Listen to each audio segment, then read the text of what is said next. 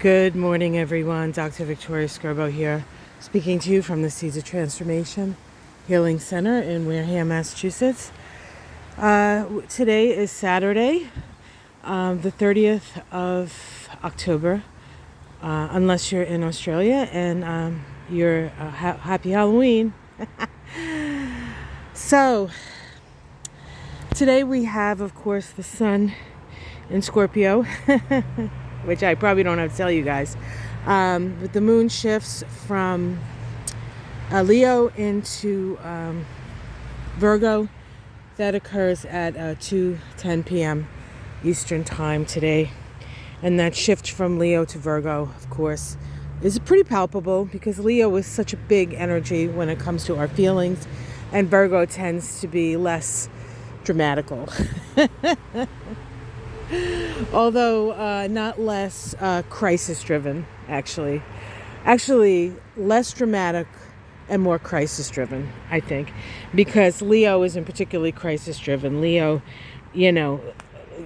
expresses itself in crisis or in non-crisis, I think, equally. So, couple of things happening today. Some shifts going on. I'm in the upper garden, which is actually quite pretty. It looks windblown and sort of wind torn, but actually kind of lush still. This tree that I'm under is our dogwood, and we didn't leave. There's too many leaves on this. But if we look over here at our river birch, which I'll come over here and show you. We lost a lot of leaves on this one. And this one was really whipping in the storm, of course. It was a nor'easter, so the wind was coming from that direction toward me. So that tree kind of got stripped of its leaves. Which isn't the worst thing that happened to the trees in this yard. But so today we have a couple of major aspects that we need to talk about. After the moon, the moon slipping into Virgo, I talked about that. Today we have a square between Saturn and the sun. I talked a little bit about this yesterday. The sun is located in the center of our solar system, right? That's why it's called the solar system. It is the point of attraction. It is the gravitational force sort of that holds the planets in their orbit. So to a certain extent, the sun has the energy of like holding things together, right? It also has the energy of illumination. And so Saturn is the planet of boundaries and limitations. And when we have a square between the sun and Saturn, we can feel like our light is dimming. We can feel like we're being held back. The exuberance of the sun is being held back. Actually, the exuberance of the sun is being contained. And then we can utilize that contained sort of sun energy for change. And the last quarter square, which this is talks of a change in attitude, a change in our relationship to power, a sense of feeling powerless, feeling limited perhaps, and then rebelling against that limitation. When we get on the other side of that rebellion, we really do realize that if we work together, we're better off, and working for the common good is the way forward. But before we get there, there's a lot of tumult. But today, we're going to feel we could feel a little depressed, we could feel a little down, we could feel tired, quite frankly, which is okay, because it's not a permanent thing. It's just a temporary thing, but things can seem a little, looking through what is that expression? Looking through the glass darkly, or looking through the mirror darkly. So there's that. So that's happening. We also have Mars, the planet of action, which has been very, very active of late. Well, is always kind of very active, but has been very active in the sign of Libra, finally moving out of Libra and moving into Scorpio. Mars's journey through the zodiac, began with Mars in Aries in 2020. And Mars was in Aries for 6 months because we had a retrograde cycle. The first retrograde cycle of Mars in Aries since I think like 1980. So it had been a long time since Mars was retrograde in Aries. And of course that occurred in 2020 when we were still sort of tied up in the COVID thing. We're still tied up in it certainly, but we had less availability of things for us. We were still dealing with somewhat of an unknown entity and such. So, but then once it moved to direct and then it moved into Taurus on the day that it moved into the next sign of Taurus, which it is not particularly happy with. It doesn't, it's okay in Taurus, but it's not its favorite. Because it's so slow, Taurus is so slow, we had the January 6th insurrection.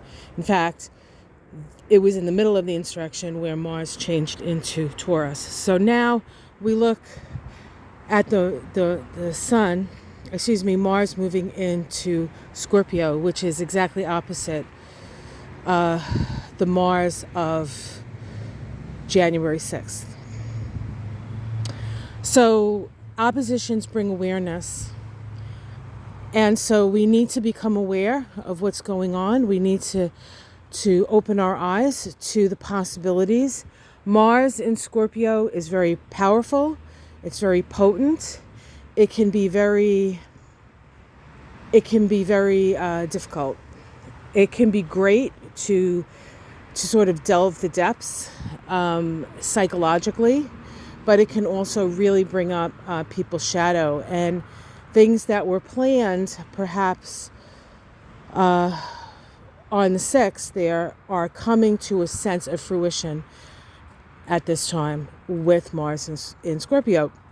And then as Mars moves through Scorpio this month, activating, jazzing up the fixed signs. The fixed signs are our deeply held emotional sort of perspectives that we are unwilling to let go of.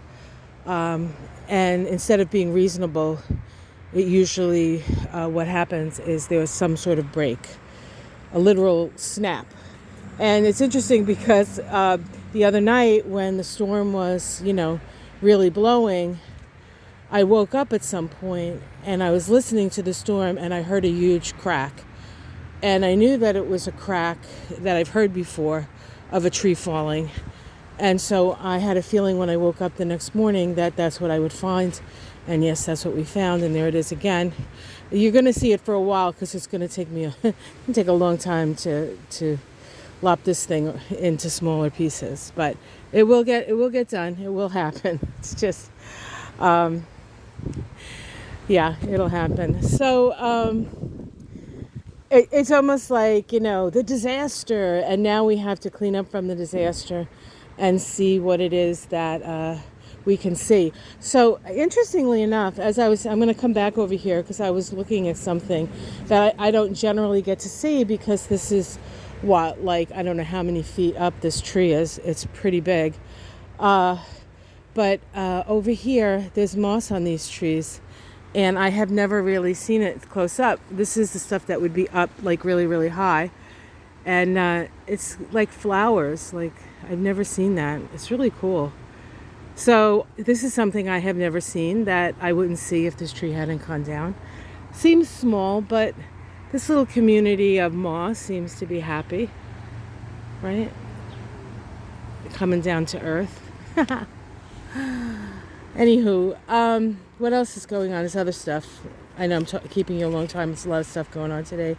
We also have a sextile between Venus and Pluto today. It is a waning sextile, so it has the energy of Aquarius. And it is about fair distribution of resources. It's about raising all boats. It's about humanitarian endeavor. Hopefully the Democrats can get something passed.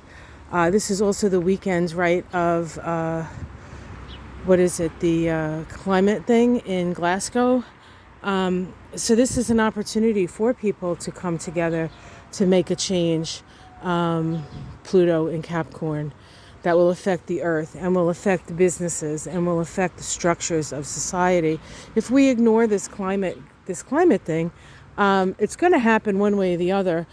And how prepared we are will probably mean how well we navigate this. And so it's important that we prepare. It's important that we do what we need to do. And while governments, are like, oh, we're going to do this or we're going to do that, on some level it comes down to us, right? We have to make personal choices in our life to make things less climate, what's the word I'm looking for? Anti-climate, I guess, which isn't really the word I was looking for, but it's what I'm going to come up with right now. Michael hasn't been in the garden yet because it's been raining. And not really amenable to being out here yet, but hopefully I can get him on video doing that, as I promised. The interesting thing about Venus and Pluto is that this is the end of the synodic cycle that began, I think it was in January, when these two planets came together in Capricorn. These two planets are going to come together again in Capricorn 3 times in December, and I think maybe into January. So I think it's twice in December and once in January, because Venus is having a retrograde cycle. So Venus is going to be retrograde as we sort of end the year. It goes retrograde in December. And so there's going to be a really deep review of our values. And I think there's going to be some precipitating incidences in November that sort of put us on that path. But that path is going to be long, and it's going to be deep, and we're going to have to take things seriously with it. And I think that we're going to have to become way more responsible. Now, for those of you who are already responsible, you're on the right track. For those of you who have been sort of like lackadaisical about their responsibilities, this is a time to dot your I's, cross your T's, and see what you can do about making real change based on a new set of values that you have come to understand through the process of the last, quite frankly, 9 to 10 years. So since the last time Venus was retrograde in Capricorn, which is 2013. So what has changed in your life since that time? What values have changed? And what does that mean for you? And the way that you organize your life, right? All right. So one other thing. We have Mercury making an inconjunct to Neptune. So Venus and Pluto is actually very good energy. So our values are there. We kind of see them. We know what we want to create with that. Mars in Scorpio is powerful, right? It's like, oh, Mars finally gets into Scorpio. Now he can put on a Scorpio outfit and go dig the depths of the mind, so to speak. The sun does feel a little restricted, but it's a natural restriction. Saturn is the boundary. Saturn shows us what our influence in the third dimension is and how far we can go with it. So in that respect, it's in a way its own natural boundary. But Mercury in conjunct Neptune is challenging because with Mercury, especially in Libra, we kind of want to know where we stand. We kind of want to, on a mental level, understand things because Libra is an air sign. But with Neptune there, we're still not seeing the whole picture. There are still some things that are hidden from us that we can't say that in ways that we can make decisions that need to be made. That will change, right? That will it will come out of this relationship to Neptune. And we might start to see more clearly. But don't be concerned if you're not seeing particularly clearly today. All right, so, yep. I have a lot of sweeping to do as well. But again, it's supposed to rain today, so Mother Nature has other ideas. Maybe she'll help me clean up a bit with the rain, but we'll see. All right, guys, have yourself a great day. Like and subscribe. I think it's a good day to get some work done, but there can be some difficulties in communicating, some confusion in that, so be aware of that. Maybe after today, if it's important stuff that you're trying to figure out, you can call in a day or two and double check what was said today. All right, guys, take care. Much love. Namaste.